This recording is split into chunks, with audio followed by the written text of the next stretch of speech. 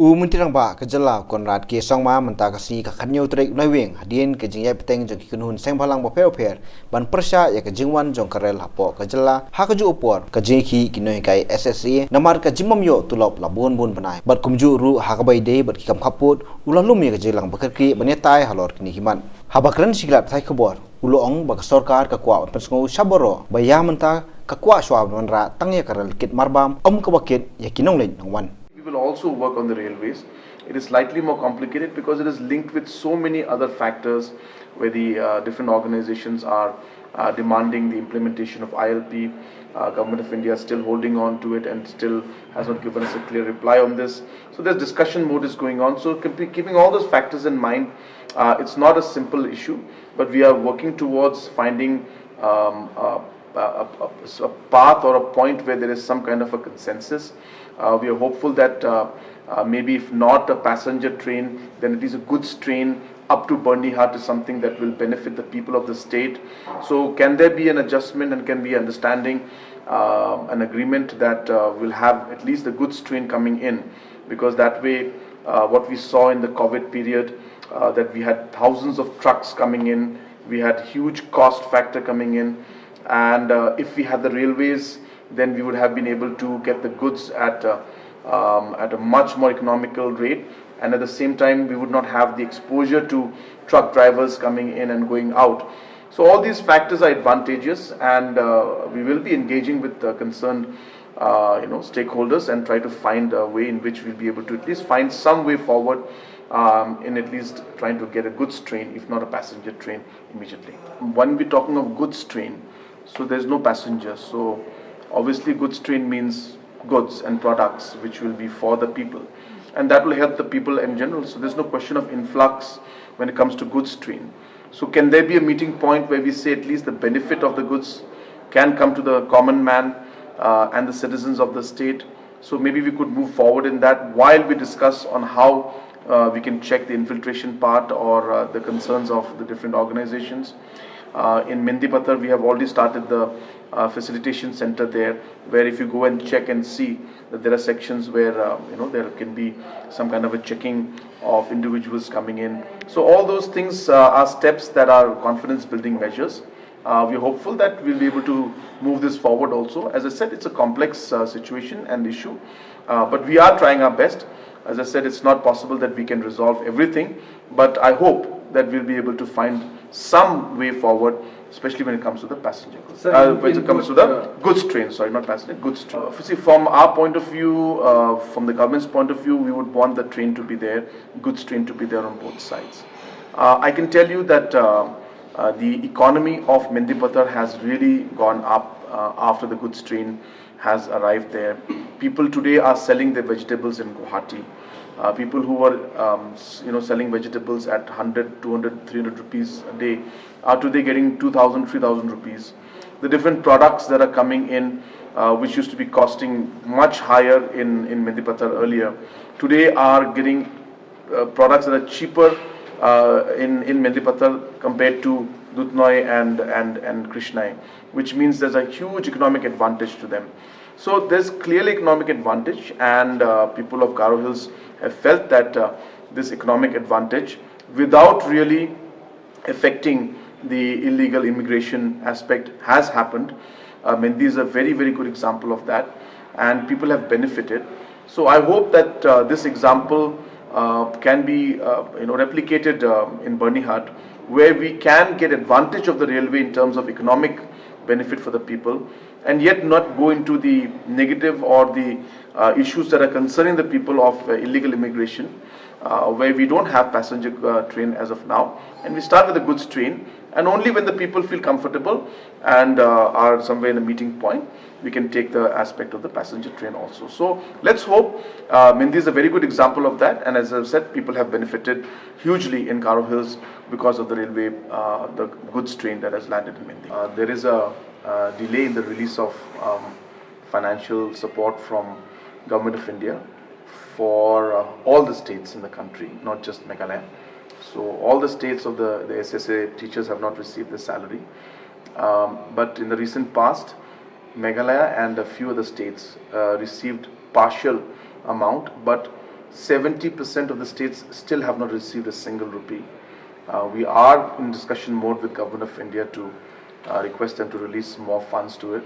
But as and when the funds are being released, we are also releasing to the SSA teachers, and we'll continue to do that in the future. We understand the problems they're facing, but this is a very, very complex situation where, as I said, the entire country is suffering right now, not just Meghalaya State. But let me show that we will try our best to find a solution to this and try to help out our SSA teachers. The regularization aspect is a completely different aspect. SSA program was a program started by the Government of India on areas where the different schools were not present, and so therefore it was a program completely financed 90% by Government of India. So it cannot be linked to a regularization by the state government. So if central government tells us that the funding will continue and there will be regularization from Government of India's side on this entire SSA program, then obviously we would want to move forward in that. But from the state government side, it will not be possible to give any kind of commitment right now for any kind of regularization for the SSA schools from the state government side. So if central government goes for a proposal and moves to regularize them at the national level, then definitely it will be a positive move. So we are expecting that the reports will be received by the respective committees by the 30th of November, and we will start consultative process with stakeholders in our respective states, be it political parties, be it the district councils, or different organizations, different traditional heads, and all the stakeholders who are there. We will do an extensive consultation based on the reports we receive, and once that is done, then we will finally once again sit with some counterparts, and if we are able to come to an agreement or a consensus, then we will try to resolve the issues before the 30th of, in fact we are trying it before Christmas. We will try to find a solution. But let me reiterate that it's not very simple. There are a lot of complications, so it's not simple that we are saying that we'll be able to resolve everything. We are hoping that we'll be able to resolve. We are quite confident that we'll be able to take things to a new level where at least some areas will be resolved. But we are hopeful that all of the 6 areas will be resolved. But it's only once we receive the reports will we be able to finally understand. So it's a process. There's a hope. There's a effort being made. All the chairmen have really been working hard, and we will try our best to see if before Christmas, at least the 6 areas, to whatever extent we can, at least some level of resolution should be there. But as a government, we are committed.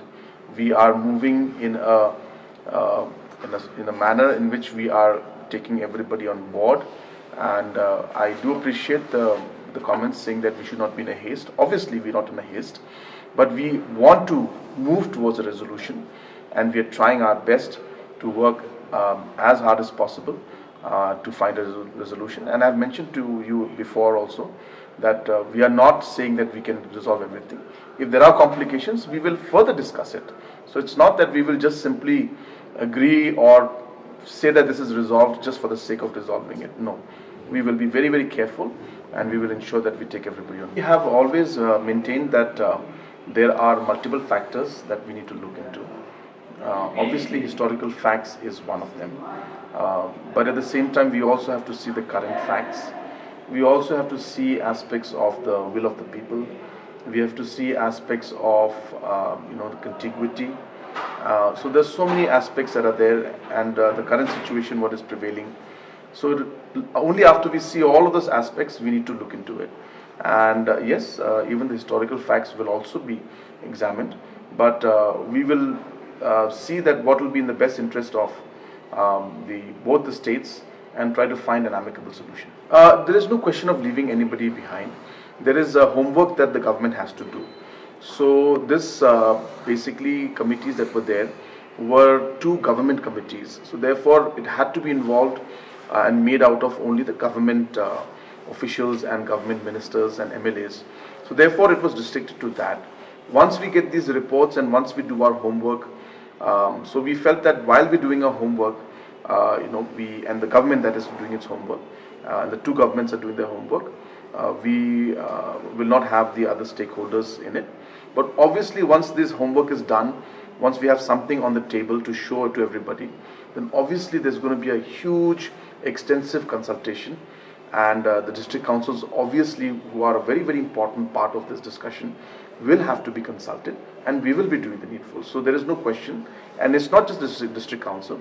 We will try to do as much of extensive consultation with as many organizations and stakeholders as possible, because this is a very important issue, and we feel that we need to ensure that everybody is consulted and participation is there for.